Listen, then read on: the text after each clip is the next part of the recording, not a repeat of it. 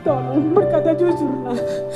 Jeritan darahnya, tangisannya, biar Tuhan menerima dia di sisinya. Tangisan Ibu Brigadir J di persidangan memohon ke Baradae untuk berkata sejujurnya. Ibu Brigadir J, Rosti Simajuntak menatap Baradae dalam-dalam. Wanita tersebut kemudian menangis menyampaikan pesan yang mengharukan. Peristiwa tersebut terjadi saat Rosti Simajuntak hadir di persidangan Baradae di Pengadilan Negeri Jakarta Selatan pada Selasa 25 Oktober kemarin. Sambil berurai air mata, Rosti Simajuntak berharap Baradae dapat berkata dengan jujur dan tidak ada yang ditutup-tutupi. Sambil terisak, Rosti Simajuntak ingin agar arwah anaknya bisa tenang di sana.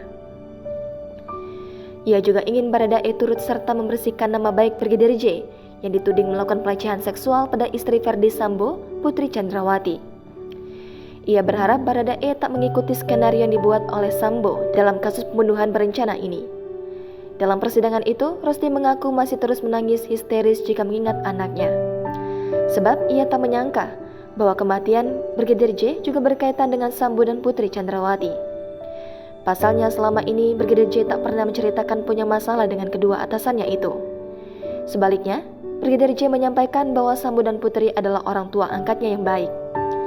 Dalam persidangan ini pula, Baradae sempat berlutut dan sungkem untuk meminta maaf pada kedua orang tua Brigadir J sebelum persidangan dimulai.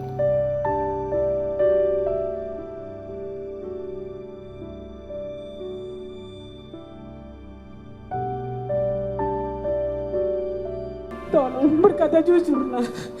Jeritan darahnya, tangisannya, biar Tuhan menerima dia di sisinya.